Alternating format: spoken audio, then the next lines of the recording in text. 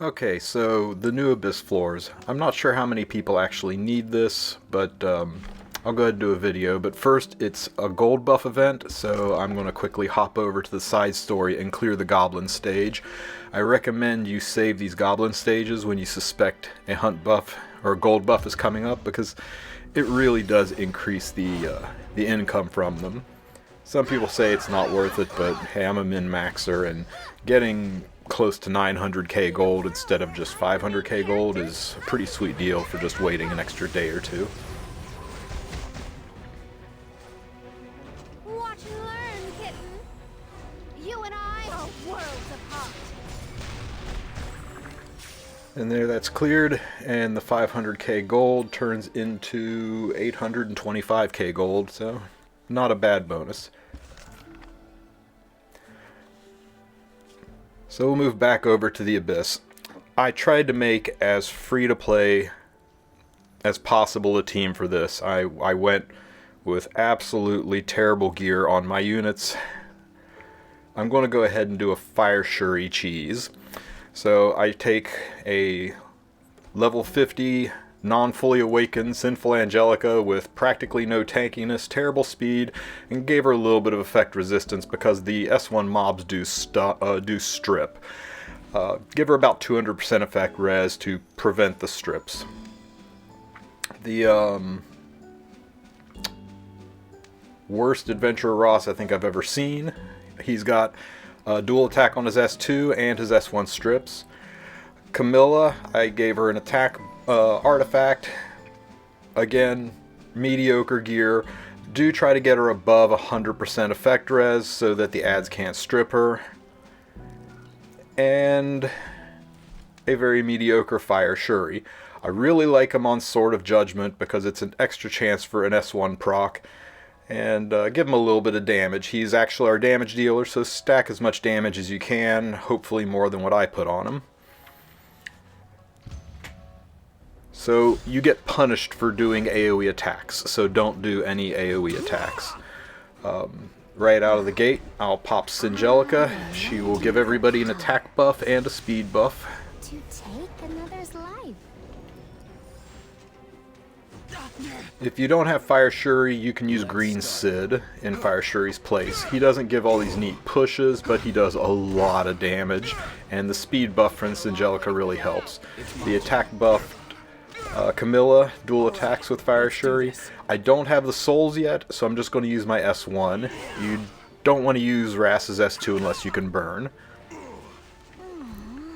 And now another dual attack and another push. It's unfortunate that I don't really have an avenue for removing that defense buff. I mean, sure, I could use Rass's S1, but the dual attack into a defense break is just more valuable than stripping the defense buff off in the long run, I think. So I'm just going to power through it.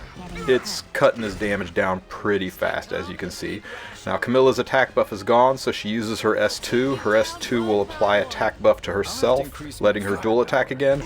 And it also restores the attack buff to Fire Shuri, so he can continue to do damage even against this defense buffed Purrgis. There's no real need to ever use Camilla's S3. Eventually, Singelica's buff runs out, so you go around without her attack. Now, Singelica also puts an attack break on Purrgis, which is nice because with my current gear level, I need all the help I can get. It sure would have been nice if Rass could have stripped with that S1, but never lucky. So I will continue pounding the dual attacks and continue pushing my team. Right there is the Sword of Judgment proc, which gives Fire Shuri that double push. Very nice. Now I did put Doctor's Bag on Singelica, and that's reason is right here. It does give a substantial heal when she does her S3. If you don't have Doctor's Bag, you can use Celestine, which will heal when she dual attacks.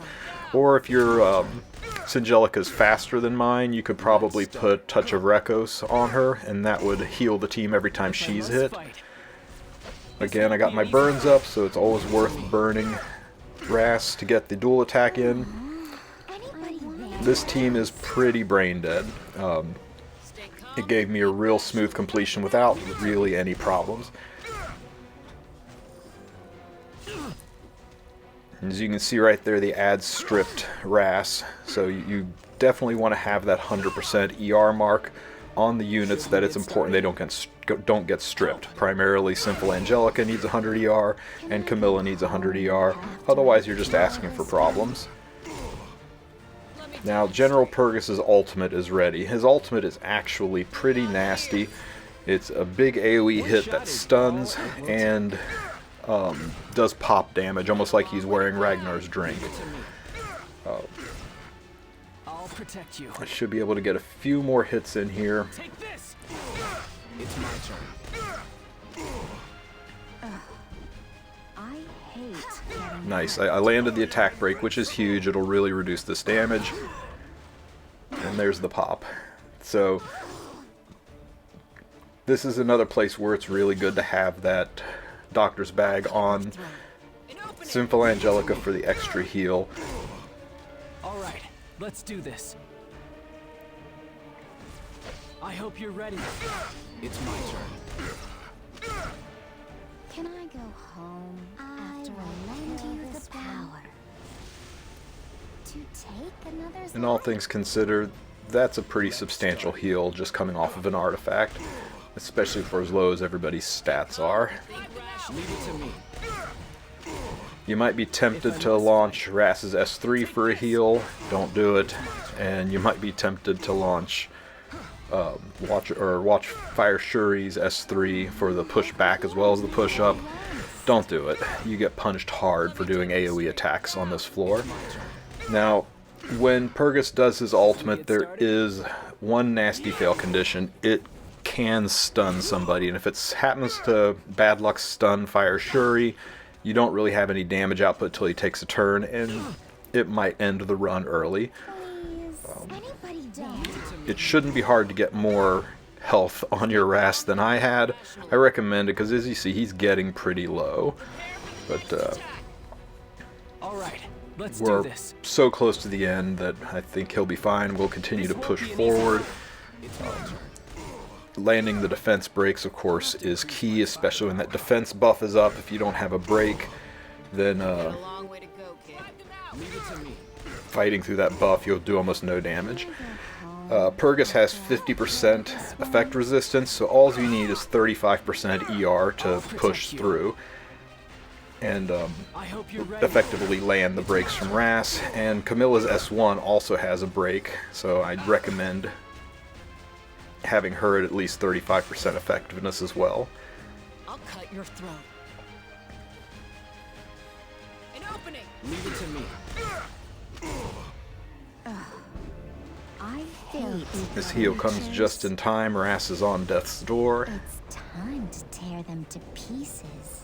Alright, let's do this. Now I don't have the buff, or the souls to do it, but we're so close. I'm going to go ahead and just rip the S2. I'm hoping I will kill Purrgis before Rass even gets to another turn. One shot is all it will take.